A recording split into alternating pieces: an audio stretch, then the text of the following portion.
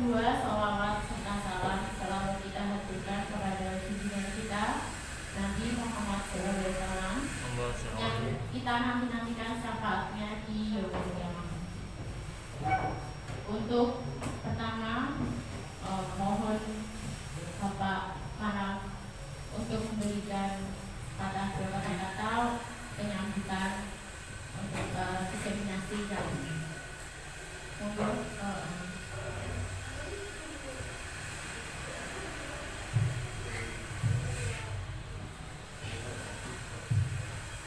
Assalamualaikum warahmatullahi wabarakatuh.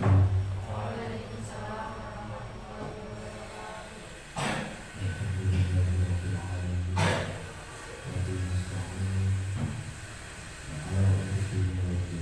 Wassalatu wassalamu ala sayyidina Muhammadin wa ala alihi wa sahbihi ajma'in. Rabbi shrah li sadri wa yassir li amri wahlul 'uqdatam min lisani yafqahu qawli. Hadirin mutahhamin, mobil khusus kepada Ketua Yayasan Pondok Pesantren Abu Dharin Anjingpun Kiai Haji Muhammad Dimyati yang kita maklumi dan kita harapkan barokah doanya. Yang kami hormati narasumber Ibu Siti Khairul Hidayah CGP Angkatan 11. Tepuk tangan untuk beliau. Dan tak lupa Bapak Ibu guru semua yang hadir pada hari ini. Alhamdulillahirabbil alamin, pada hari ini kita bisa berkumpul dalam keadaan sehat walafiat, tanpa kekurangan satu apapun, sehingga kita bisa melaksanakan aktivitas kita sebagai pendidik untuk melaksanakan kegiatan belajar mengajar dalam keadaan sehat walafiat. Lebih-lebih hari ini kita berkumpul untuk kegiatan diseminasi budaya positif yang nanti akan dipandu oleh Ibu Siti Khairul Hidayah selaku calon guru penggerak angkatan 11. Nanti saya akan mohon untuk disimak dan digunakan dengan seksama dan berkenan sesing-sesing.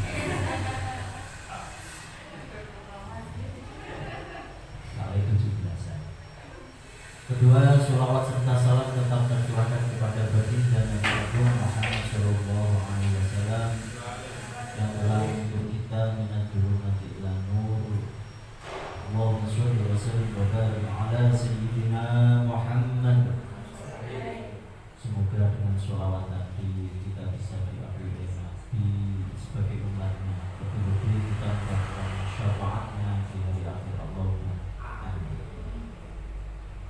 Terima kasih Bu Siti telah berkenan menjadi narasumber untuk teman-teman guru.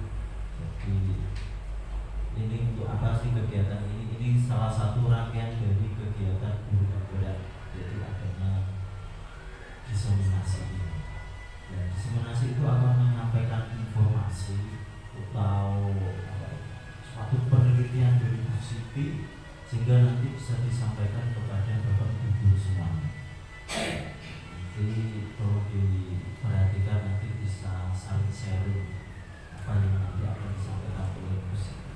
Jadi nanti tentang budaya positif itu. Budaya positif itu berarti tentang nilai-nilai atau kebajikan yang harus ditanamkan oleh peserta didik, sehingga itu menjadi kebiasaan-kebiasaan oleh anak-anak, sehingga nantinya itu menjadi sebuah budaya yang artinya budayanya itu positif.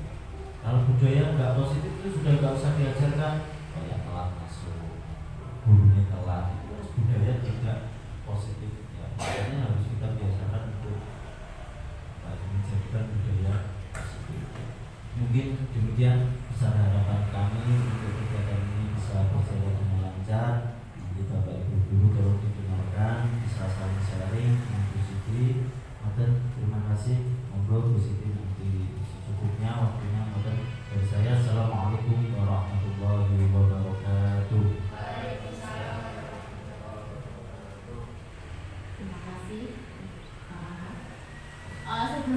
membangun diskusi tentang budaya positif. Untuk semangat ya.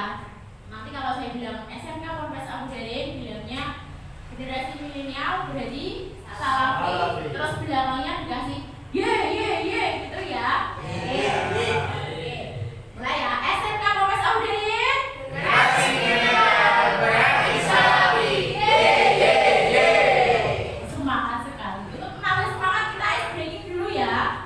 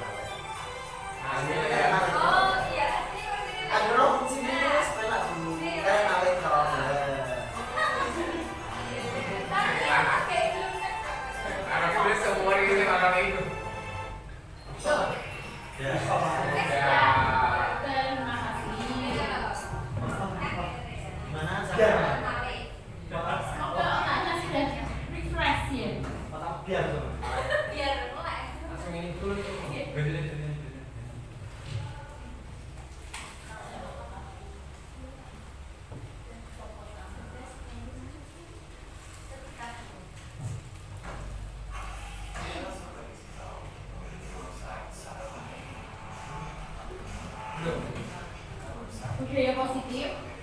Ya di sini apa itu budaya positif? Maksud positif tadi. Nah, Itu Pak di Oh ya, layak aman.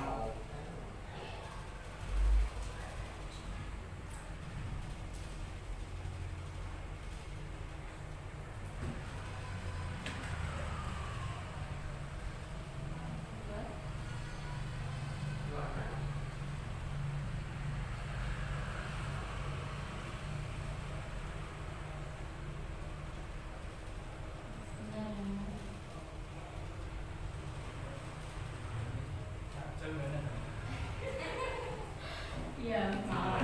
Lanjut budaya positif. Apa itu budaya positif? Budaya positif merupakan perwujudan yang dijelaskan orang tadi ya, perwujudan dari nilai-nilai atau keyakinan universal yang diterapkan di sekolah. Jadi budaya positif ini dapat mendorong murid untuk mampu berpikir, bertindak, dan mencipta sebagai proses memerdekakan dirinya sehingga murid mampu mandiri dan bertanggung jawab. Jadi kalau budaya positif itu diterapkan, anak-anak itu akan melakukan segala tanggung jawab mereka itu ya dengan penuh tanggung jawab tanpa kita istilahnya suruh atau mungkin kita perintahkan.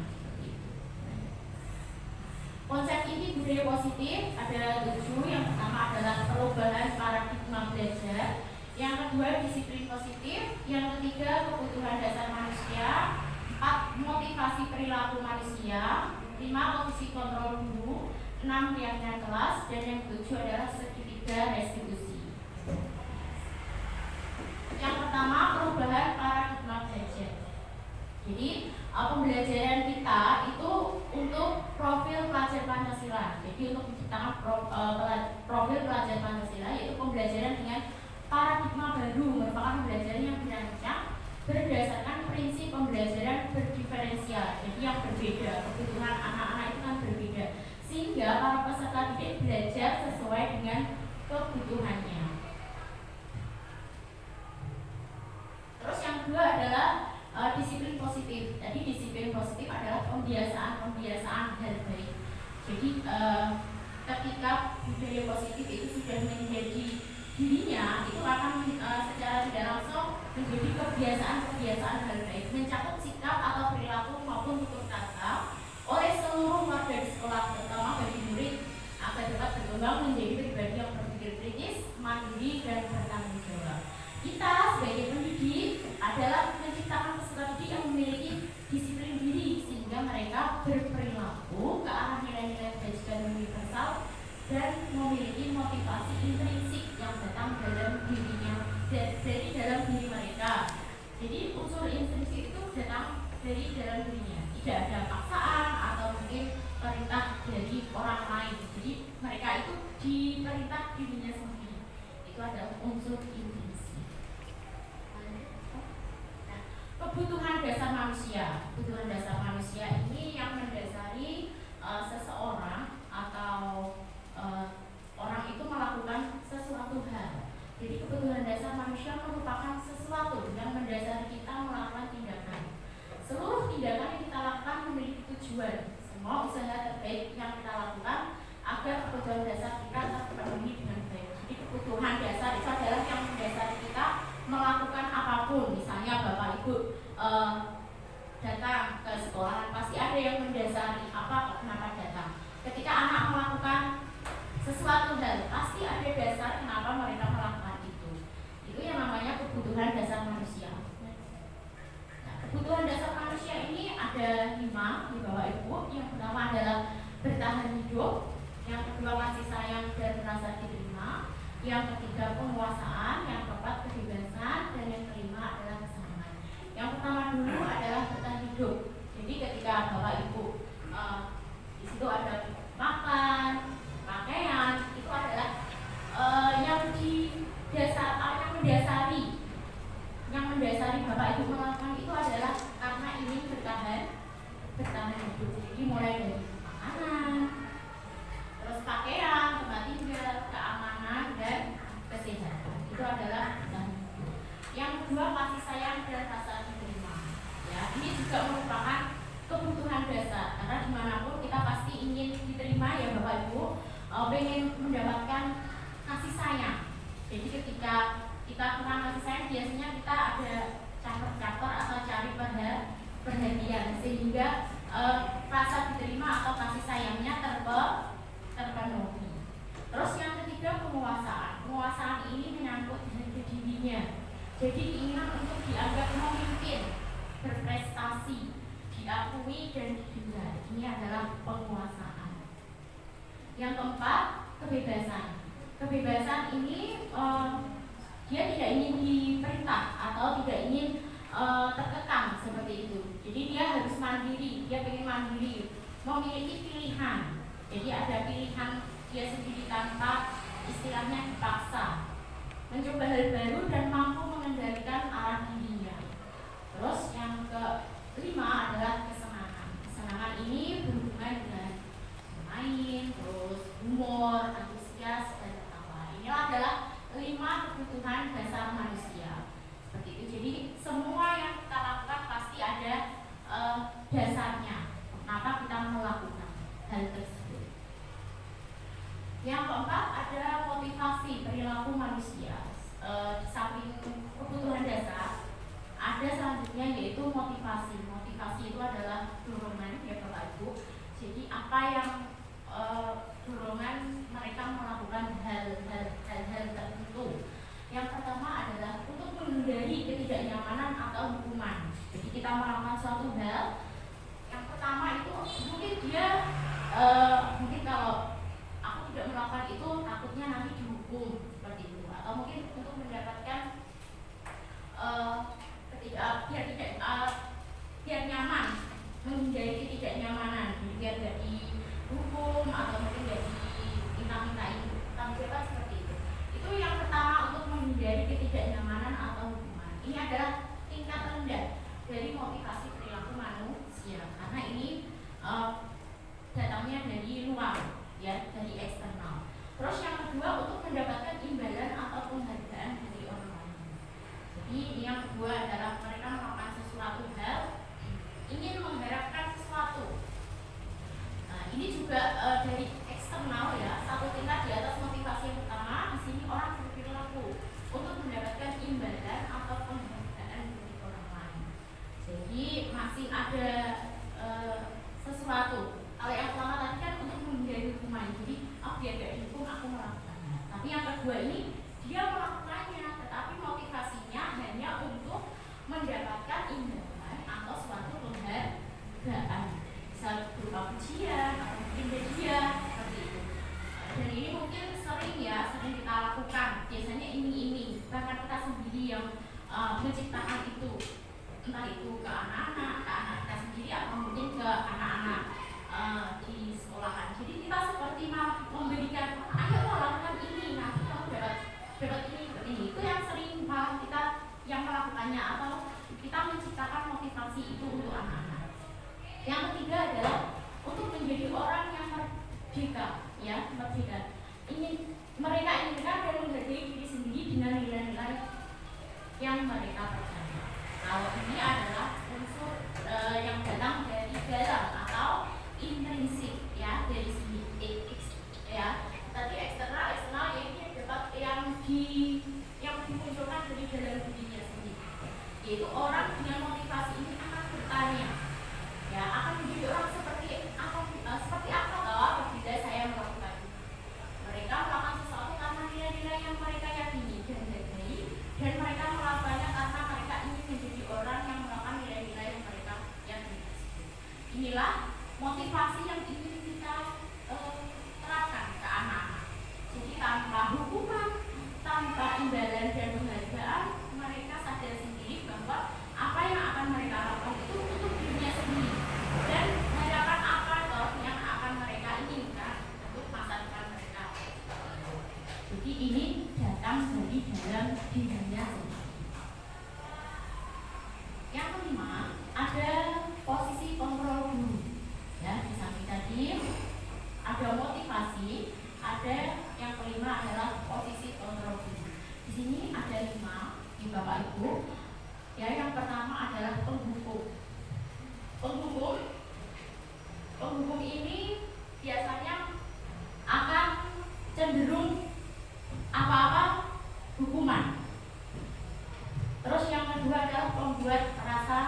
bersalah.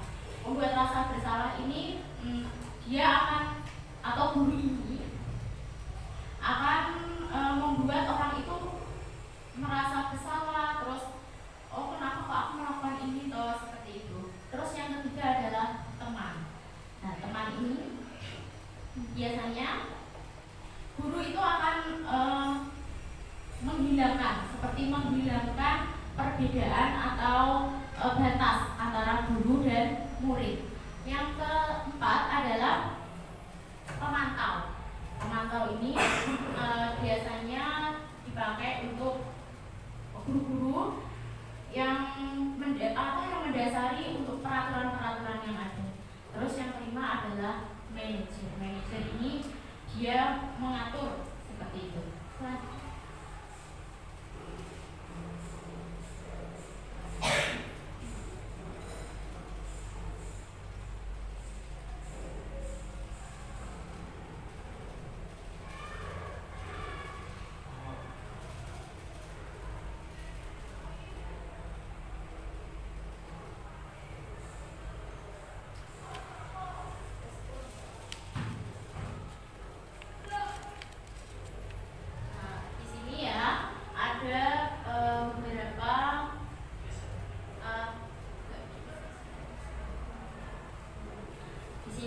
Perbedaannya mungkin apa atau penghukum atau bagaimana atau membuat orang merasa bersalah, bagaimana atau teman, pemantau, manajer, seperti apa penerapannya atau perbedaannya. Di sini guru berbuat biasanya menghadik, menunjuk-nunjuk, menyakiti dan menyindir. Ya, terus di sini yang kedua itu membuat orang merasa bersalah, biasanya dia itu berceramah. Jadi menunjukkan kekecewaannya terhadap perbuatan anak tersebut. Terus teman itu membuatkan alasan-alasan untuk murid-muridnya. Terus pemantau adalah menghitung dan mengukur, manajer mengajukan pertanyaan-pertanyaan. Di sini mungkin saya akan praktekkan yang di penghukum. Misalnya kalau guru penghukum itu akan berkata, kalau kamu tidak melakukannya, saya akan menghukummu dengan putar lapangan 5 kali, misalnya seperti itu. Jadi kata-kata yang dikeluarkan adalah kata-kata menyakitkan biasanya, ya, dan membentak-bentak. Terus membuat orang merasa bersalah, kata-katanya dia ini halus. Jadi seperti, kamu sudah mengecewakan bapak ibu, kamu kok seperti ini, seperti itu. Jadi memelas, nadanya juga halus.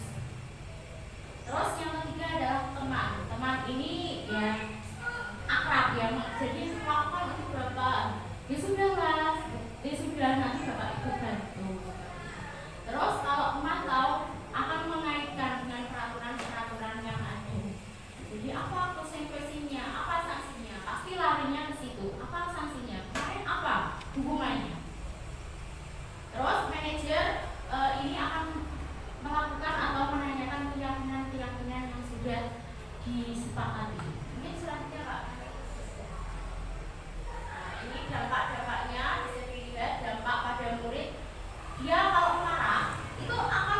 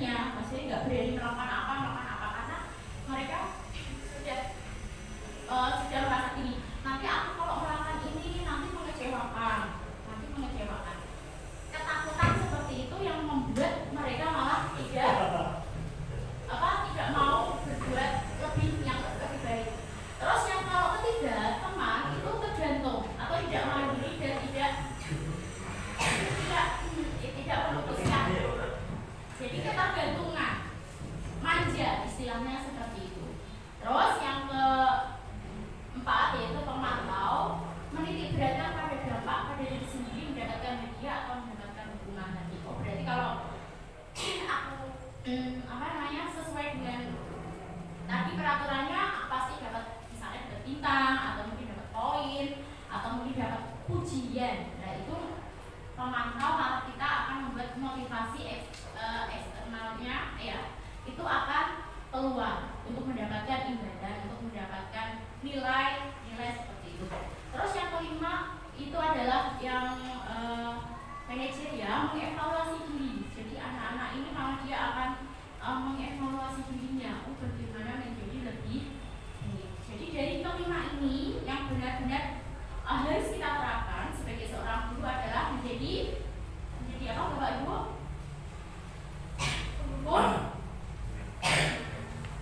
Teman? Menjadi apa? Menjadi apa? Manajer, benar sekali, menjadi manajer. Jadi kita belajar bagaimana kita menjadi manajer nih Bapak Ibu untuk peserta didik. Seperti itu.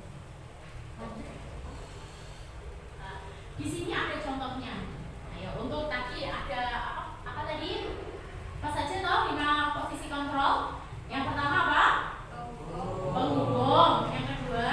Membuat rasa bersalah. Yang ketiga? Teman. Yang keempat? Pemantau. Yang kelima? Manajer. Oke. Untuk mengetahui ini, kira-kira coba Bapak Ibu sudah bisa membedakan kelima posisi kontrol itu. Pak Rohim, gimana Pak Rohim? Saya kecewa sebenarnya. Oke, posisi kontrol apa ini? Kira-kira ini. Posisi kontrol apa yang dipakai? Pembuat rasa bersalah. Coba next Pak. Kita lihat jawabannya Pak. Iya, membuat orang merasa bersalah. Karena membuat merasa bersalah itu nada suaranya itu memelas, ya. Terus halus, sedih. Ya, bahasa tubuh merapat pada anak yang sambil kayak lemes gitu loh. Semangat.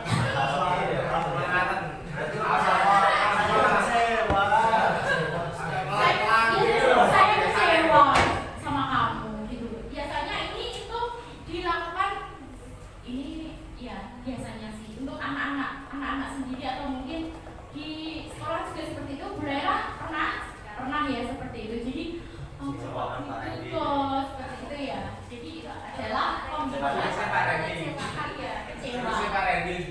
Iya, membuat. Tapi Pak Reza merasa bersalah.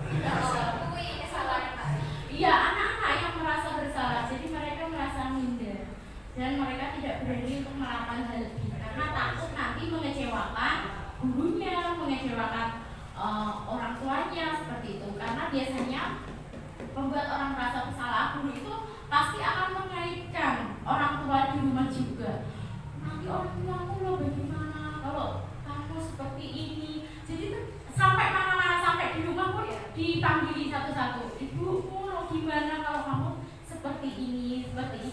Terus bapakmu seperti itu. Jadi sampai kemana-mana. Jadi anak-anak ini malah akan menjadi merasa bersalah dan takut untuk melakukan hal lebih karena ya itu tadi takut mengecewakan orang-orang yang disayanginya, orang-orang di sekitarnya. Terus next ya ini siapa yang mau ini membacakan, mempraktekannya? Ria, monggo. Pak Randy biasanya sini. Tapi ini masalah dibaca dulu, diperhatikan kira-kira siapa ini yang mengatakannya dan Pak Anas juga ada Pak Anas ini. Ada Pak Anas ini. dan nanti dipraktekkan sesuai dengan itu, dengan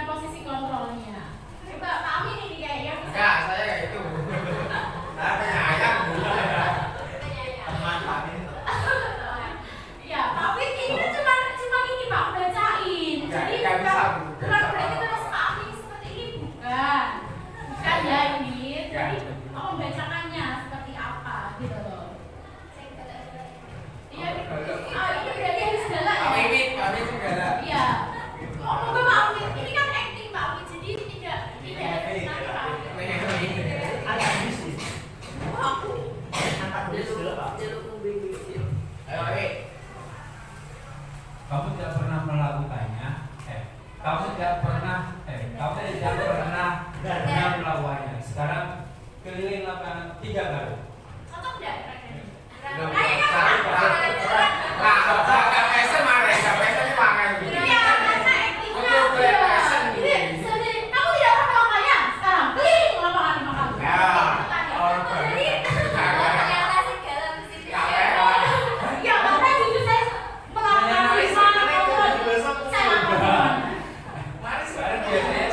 Marah-marahnya itu nggak pakai bahasa seperti itu. Oh ya, pakai bahasa daerahnya.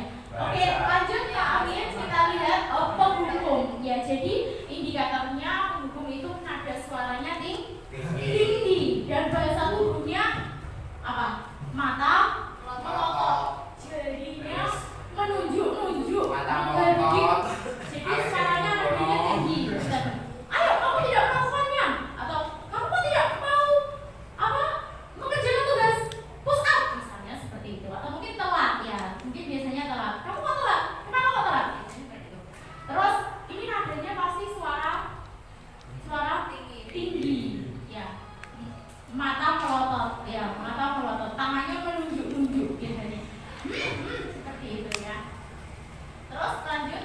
Oke, ketiga, siapa ini yang mau membacakan dengan posisi kontrolnya ya di antara 5 tadi? Ayo, dibaca dulu. Kira-kira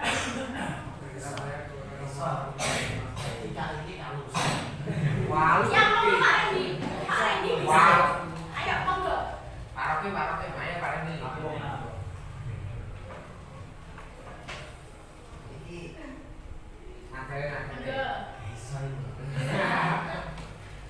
Kira-kira bagaimana kamu akan memperbaiki masalah ini? Posisi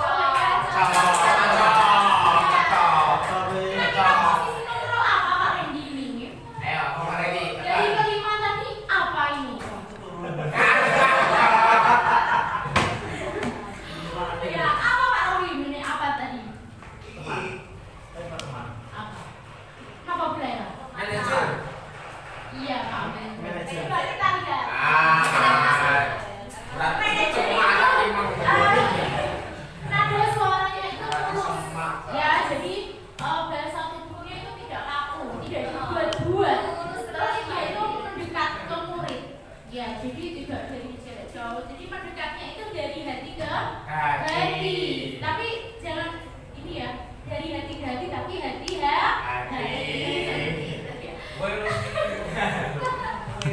Aku ya, orang Orang sana lonceng sekali nggak ada di sini. Ya, nada suaranya itu tulus, jadi dia itu tidak merasa terpaksa, tulus ikhlas, ingin merangkul anak-anak, ingin menjadikan anak-anak itu lebih baik lagi seperti itu. Itu kalau manajer. Selanjutnya, nah, ayo siapa ini yang mau baca nih? Berakting hari ini ya. ini Buya ini. Ya, ini monggo. Ya. Apa menurut mengerti konsekuensi yang dilakukan dalam langkah seperti itu belajarnya. Jadi posisi kontrol apa mereka yang kami?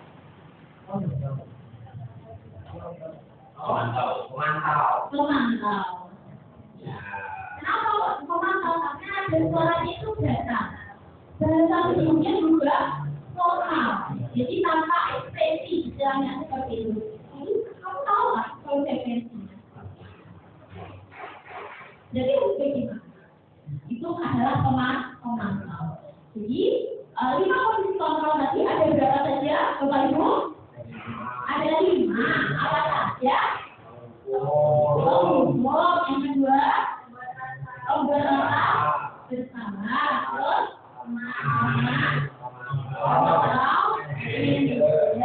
saya rasa semua guru pernah melakukannya. 5-5-nya. Ada yang pernah melakukan 5-5-nya? Paling apa yang sering dilakukan? Iya.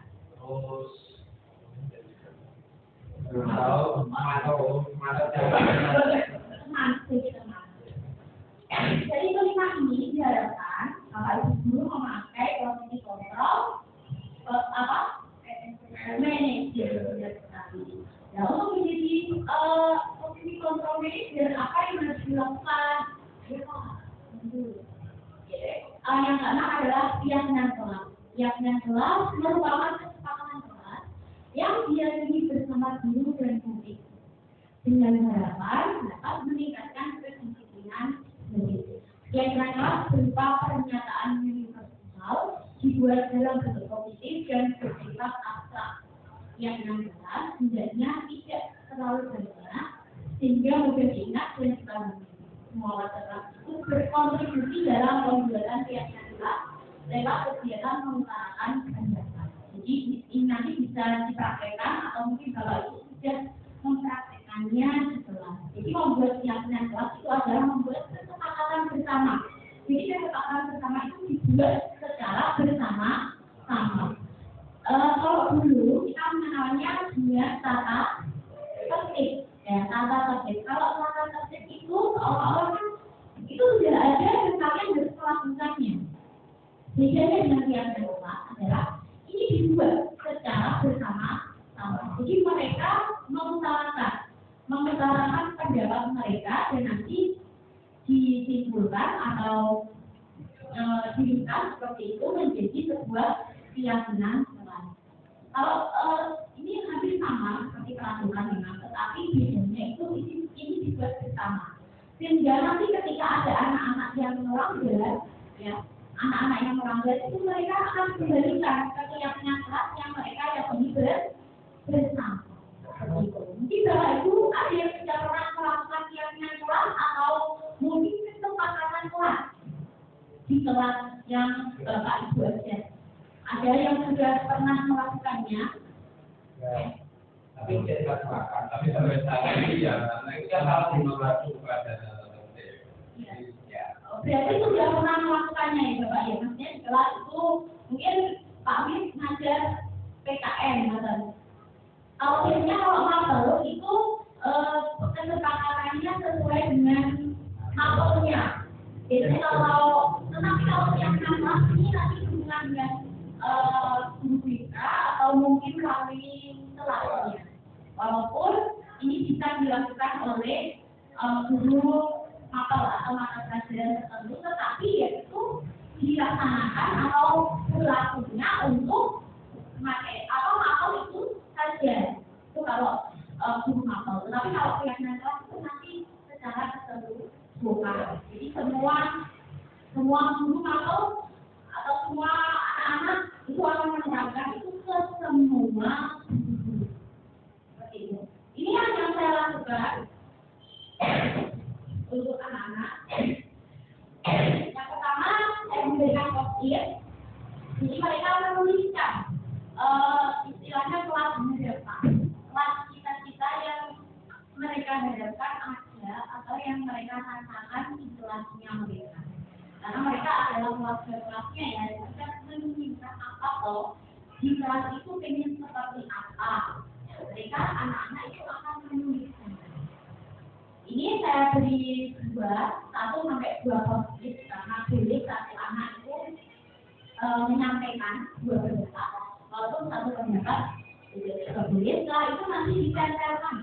Ya, di sini saya berikan tulisan di papan tulis, yaitu keyakinan kelas, sehingga anak-anak itu menempelkannya di papan tulis seperti ini.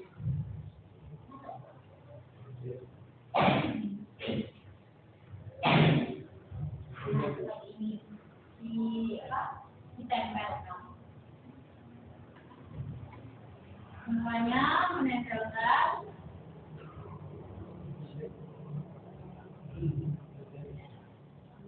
Dilihat dulu ya,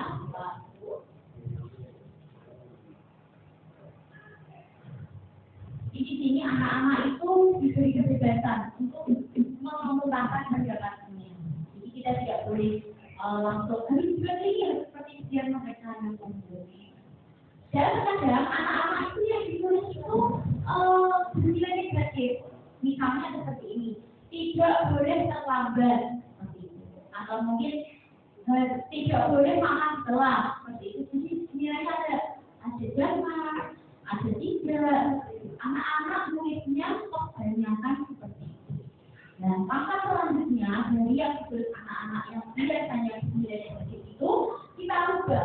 Jadi kita rubah bersama-sama dengan nilai positif. Jadi misalnya tadi tidak membuang sampah sembarangan. Jadi kita ganti dengan jaga kebersihan atau buangan sampah. Jadi tidak ada kata tidak atau jangan. Misalnya saja tidak boleh terlambat. Ya, tidak boleh terlambat kita ganti dengan jangka tepat waktu. Jadi kita ganti dengan kata-kata yang positif.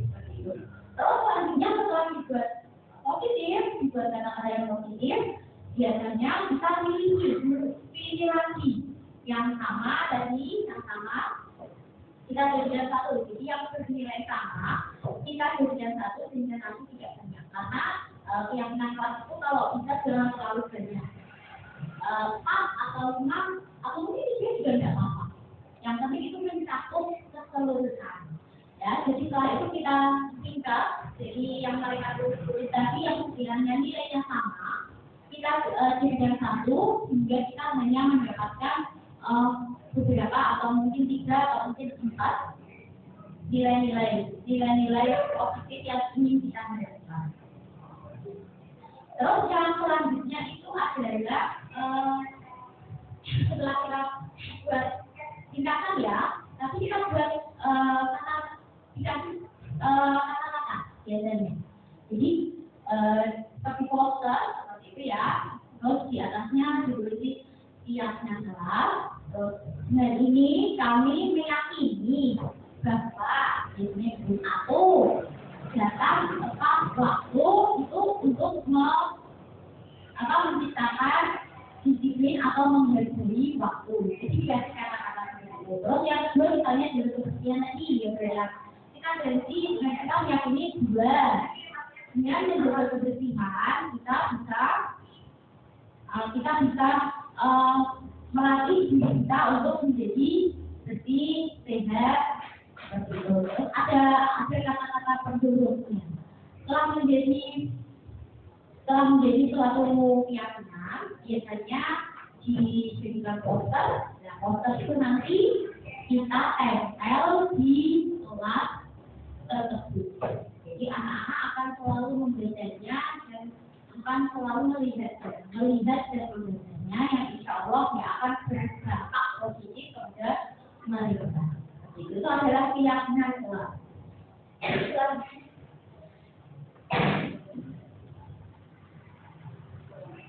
Selanjutnya yaitu yang kedua adalah segitiga restitusi. Segitiga restitusi ini kelas kelanjutannya yang kemarin, yang tadi ada motivasi, ada manajer, dan ini adalah penanganan kita. Kita pakai manajer dan ini kita pakai restitusi. Segitiga restitusi adalah suatu proses dialog yang dijalankan guru atau orang tua agar mengajarkan murid yang mandiri dan bertanggung jawab. Segitiga restitusi membantu murid memiliki tujuan disiplin positif dan memperbaiki diri. Setelah berdua tahun mereka akan memperbaiki. Terus kesalahan kamu belajar dari kesalahan. Jadi ketika anak-anak semangat bukan kita mendukungnya, bukan malah mereka minder atau mungkin menjatuhkan sanksi-sanksi atau mungkin malah menjadikan mereka teman, tapi kita melakukan manajer dengan cara restitusi. Nah, ini adalah segitiga restitusi. Ada tiga tempat. Yang pertama adalah menstabilkan identitas. Jadi di menstabilkan identitas itu kita stabilkan mereka ketika mereka melakukan sama. Biasanya mereka itu khawatir atau mungkin kayak gitu. Dan kita menstabilkan identitas dulu. Setelah itu nanti kita validasi tindakan yang salah. Kita pancing mereka itu mengakui kesalahan dan kesalahannya itu memang apa. Mereka validasi tindakan kita. Terus yang ketiga adalah menanyakan keyakinan. Ini dan jelas. Yang pertama tadi ya menstabilkan identitas. Jadi menstatuskan identitas biasanya anak-anak itu kita ajak ngobrol. Terus kita salah satunya ada berbuat salah itu wajar manusiawi. Jadi itu salah satunya. Terus ada tidak ada manusia yang sempurna. Atau mungkin Bapak itu juga pernah kok melakukan kesalahan seperti itu. Atau mungkin Bapak itu tidak tertarik mencari siapa yang salah. Tapi Bapak itu ingin mencari solusi dari permasalahan ini. Tapi kamu berhak merasa begitu. Jadi kita mengkaderkan identitasnya. Jadi mereka merasa dirangkul kalau begini. Jadi tidak langsung disalahkan atau mungkin kamu kok berbuat seperti ini, kamu kok salah. Jadi kita tidak berbuat seperti itu. Yang pertama adalah mengkaderkan identitas. Yang kedua adalah validasi tindakan yang salah. Ini baru kita meninjau apa yang mereka lakukan itu apa. Dan dengan kata-kata, kamu pasti punya alasan mengapa melakukan hal itu. Jadi kita mendengarkan alasan mereka, mendengarkan kesalahan apa yang mereka lakukan. Terus bisa juga padahal kamu bisa melakukan yang lebih buruk dari ini ya, seperti itu. Misalnya dia melakukan hal, kita kasih kata-kata seperti itu. Padahal kamu bisa melakukan yang lebih buruk. Terus atau mungkin kamu patut bangga sendiri karena kamu telah melindungi sesuatu yang penting untukmu atau buatmu. Karena mereka pasti punya alasan dan itu untuk istilahnya apa menutupi ataupun menjaga dirinya seperti itu. Terus yang ketiga adalah menanyakan keyakinan. Sebelumnya tadi kita kan sudah membuat keyakinan telah bersama, jadi kita akan mengembalikan dengan keyakinan yang sudah mereka buat. Jadi apa keyakinan telah kita? Dengan apa yang kita telah sepakati? Seperti apa sebenarnya telah diizinkan? Kita mengembalikan mereka dengan apa yang sudah mereka sepakati dari awal. Ya, ini mungkin manfaat dari keyakinan kelas yang kita buat bareng-bareng seperti itu. Jadi mereka oh iya, tapi teringat ketika pembuatan itu kan mereka asli dan mereka juga ikut berpendapat dan ikut mengikuti. Atau mungkin kamu mau jadi orang seperti apa? Jadi seperti ini kan anak-anak akan tanpa mereka jadi mereka akan introspeksi dirinya. Oh aku berbuat seperti ini. Ini kan tidak sesuai dengan apa yang aku ingin. Terus di sini ada contohnya. Di sini itu ada Pak Joko dan muridnya yaitu Mario dan Adi. Di sini saya juga rencanakan ya. Di sini Pak Joko ya. Mungkin akhirnya nanti bisa seperti ini. Pak Joko itu memanggil Mario dan Adi. Mario, Adi, Bapak saja juga kita tahu orang berpikir ya. Maksudnya kalian dalam masalah ada yang sedang membantu apa yang ini. Jadi yang pertama yang dilakukan adalah apa tadi? Yang pertama dilakukan mengidentifikasi. Jadi biarkan mereka netral, istilahnya seperti itu. Jadi tidak yang perasaan distrik istilahnya. Jadi tidak dulu. Terus Mario dan Adi di sini ya, dia Pak tadi pada jam uji dan pagi kami main lempar makanan kantin, tapi tidak sengaja malah melempar karena wajah ibu Dina setelah sekolah. Ketika dia sedang jadi masalahnya ini sangat besar di atas mereka karena yang kena ini adalah yang kena ini adalah sekolah. Jadi masalahnya itu pasti sangat besar. Dan apa yang dirasakan Mario dan Adi kira-kira? Kalau Bapak Ibu menjadi Mario dan Adi, apa sih dulu pernah merasakan ya? Pernah dulu, pernah berkata. Jadi Oh ya Allah. Iya ya Pak. ya paling juga terus. Itu masalahnya. Ya dulu kan kita mengalami. Berapa kayak gitu Pak? Ya tapi ya mau saja nanti muridnya ya. Oke, apa sih Mario sama Adi merasa langsung ngomong. Terus Pak Joko bilang lagi, kalian pada yang pakai makanan dikasih kalau dia ketika dia sedang lewat. Jadi kalau tidak tahu ya, Pak Joko tapi kita itu seperti itu. Jadi mereka belum ini siapa mereka paham sedih dan bacanya kita menjadi siapa lagi. Terus Pak Joko bilang lagi ada informasi yang lengkap. Kami tidak bermaksud melakukan tapi seperti itu anak-anak kalau dipanggil. Iya, tapi bilangnya nggak sengaja. Pak ini dulu juga nggak sengaja gitu. Tapi kadang ya Pak, jadi masih lihat dia sengaja. Terus Pak Joko bilang tapi gitu kan semuanya. Terus tapi kami tidak sengaja. Apa kalian tahu kalau kalian berada dalam masalah? Iya. Baiklah, Bapak. Jadi bukan untuk mencari siapa yang salah. Bapak di sini untuk mencari penyelesaian sama-sama, berpikir sama-sama tentang apa yang bisa kita lakukan untuk memperbaiki situasi ini. Jadi di sini kita melakukan apa, Pak Joko? Mari jadi tindakan yang salah atau yang berada di yaitu jadi tindakan yang salah itu saya pasti pernah melakukan. Alasannya itu apa? Dia Pak Jokowi juga Pak Joko. Ya pasti dan saya merasa senang melakukan.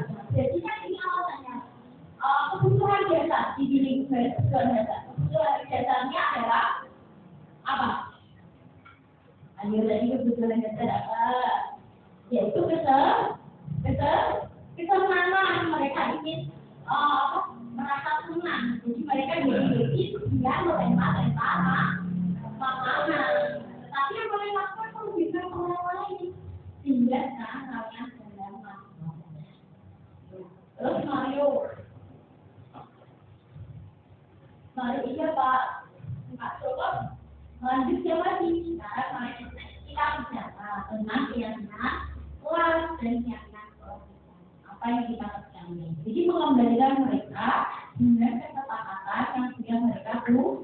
Kita ingatkan apa yang sudah dilanggar Mario dan Adi. Ya, kita harus bersikap baik satu sama lain, menghormati orang lain dan menghormati diri sendiri. Berarti itu yang dilakukan. Terus kalian berdua ingatkan baik keyakinan kelas kita. Dari waktu ketika kalian main makanan dan menghormati. Apakah ketika kalian melakukan itu kalian menghormati orang lain? Jadi mereka yang berpikir sendiri karena yang mereka lakukan itu adalah tidak tepat atau tidak sesuai dengan nilai-nilai keyakinan yang sudah mereka sepakati. Intinya adalah menghormati. Terus mereka akan merasa juga ya. Karena mereka akan teringat dengan keyakinan yang sudah mereka buat. Terus Pak Joko, tapi kalian sudah baca kata-kata menurut Bapak ada tahu jalan tanpa merugikan orang lain. Jadi gimana menurut? Jadi tidak nih apa memenuhi kebutuhan dasar bersenang-senang tidak salah ya. Ya, itu tidak apa-apa, tetapi kesenangan yang seperti apa? Kesenangan yang tidak merugikan orang lain. Nah, sekarang mari kita tahu mengingatkan yang itu saat kami sudah kita berperilaku lebih baik. Jadi ketika anak merasa atau melakukan kesalahan, mereka terus tidak merasa pasti ya, tetapi bagaimana mereka kembali ke dalam lingkungan dan menjadi diri mereka menjadi lebih baik. Jadi istilahnya kita menuntun mereka. Ya, kita menuntut mereka untuk introspeksi diri dan melakukan perbaikan.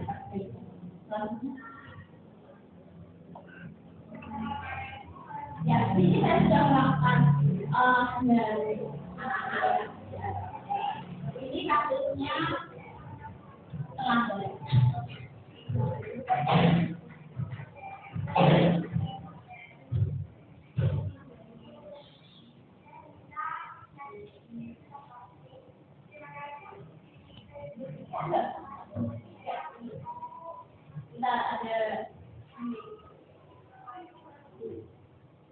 kalau ini timbul Iya.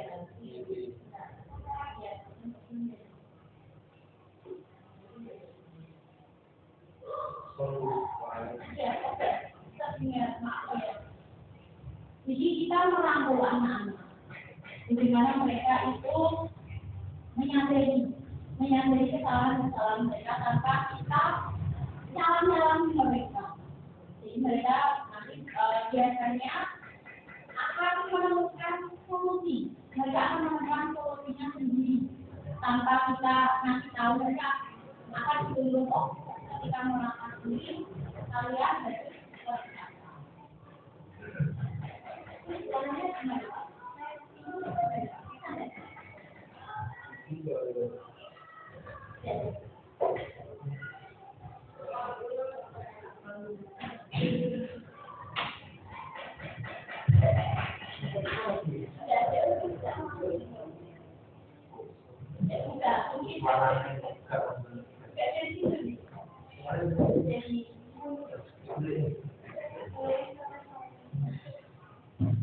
jadi melakukan segitiga resi uji. Bagaimana Bapak Ibu mau praktek melakukan segitiga resi jika menemui permasalahan di peserta didik? Dicoba ya Bapak Ibu. Mungkin ya kita harus emosi mungkin ya harus ditekan dulu. Tidak apa-apa namanya juga belajar. Tentang posisi kontrol dulu itu saya juga pernah melakukannya, tapi maling-malingnya sudah pernah saya lakukan. Tapi kita kan harus perbedaan dan perbedaan. Jadi dari 5 posisi kontrol itu yang tepat adalah manajemen dengan menerapkan segitiga resi. Selanjutnya dari anak-anak.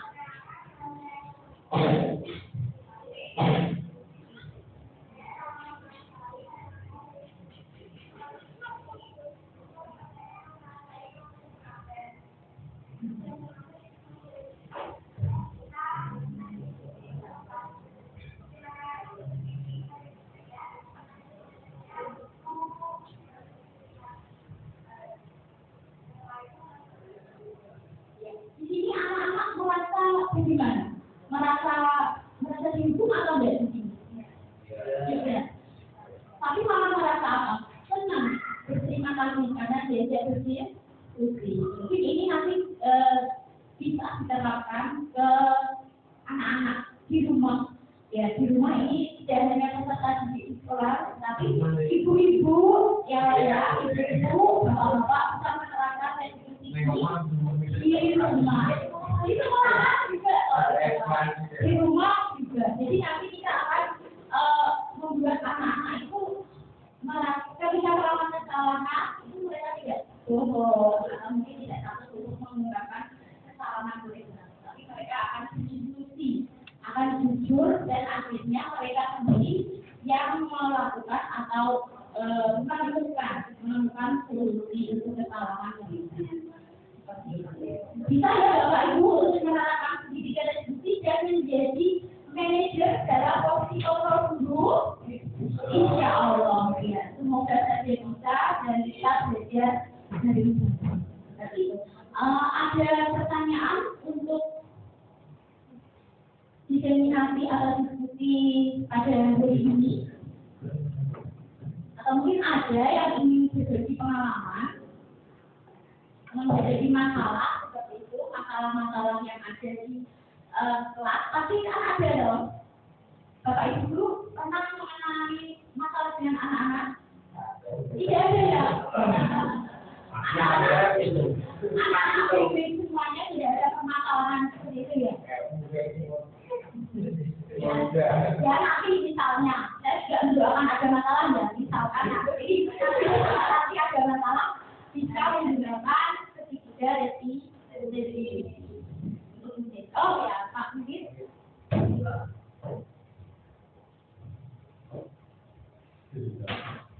Kenapa? Iya. Terima kasih Bu Siti narasumber pada yang hari ini sebagai seminasi dalam pembahasan yang bisa disekolahkan. Terkait tadi dijelaskan itu kan keterlambatan. Sekarang aku tidak diakui sebenarnya kalau di sekolah kan kita banyak mencontohkan atau memberi teladan. Artinya bagaimana kita untuk menyepakati tadi. Kita sudah beberapa kali menyepakati ya. Jam 7 kita mulai.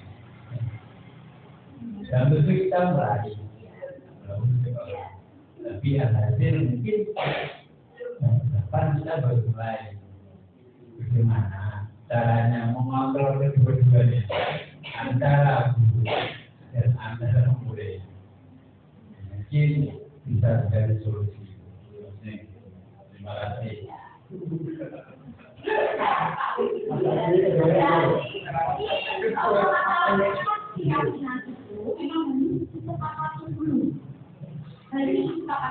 Dari peserta didik dan guru.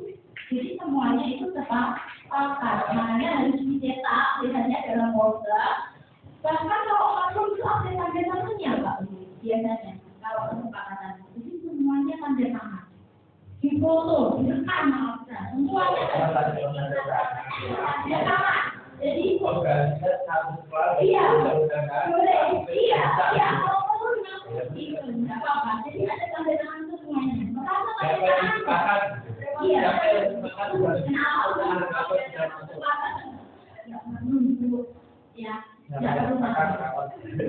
Ya, seperti itu. Terus nanti kalau memang ada yang melanggar, kalau nanti peserta didik bisa menggunakan sedikit dari seperti nanti yang melakukannya bapak guru. Nanti kalau bapak guru yang melakukannya bisa kepala sekolah karena itu wewenang sekolah. Jadi guru nanti menanya ke gurunya. Dan kita juga harus tahu kita adalah contoh untuk para peserta didik. Jadi jangan sampai kita memberikan contoh yang kurang. Macam tak gitu.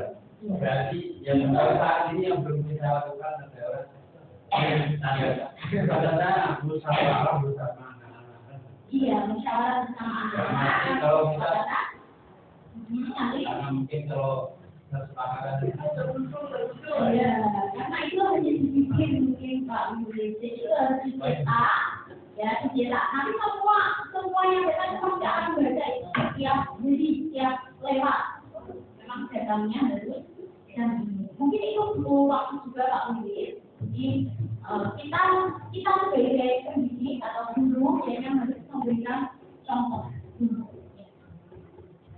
Seperti itu Pak Yudhistira. Ada pertanyaan atau mungkin tanggapan atau mungkin apa? Pak Adi? Terima kasih untuk kehadiran Bapak Ibu semuanya dalam diskusi seminari hari ini. Kurang lebihnya saya maaf. Sebelum penutup, minta tolong Pak Rokin ya, doa. Oke, kalau tidak,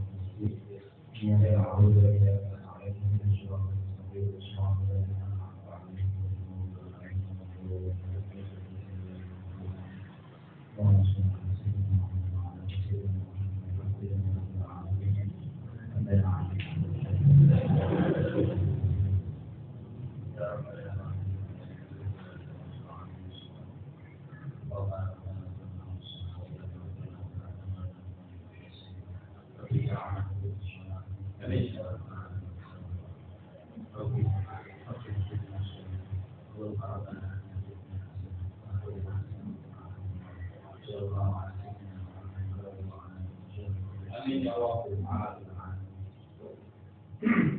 Assalamualaikum warahmatullahi wabarakatuh.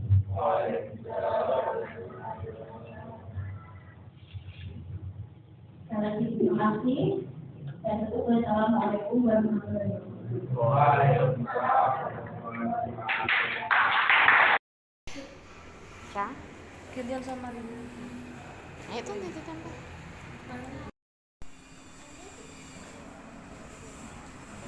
Belum.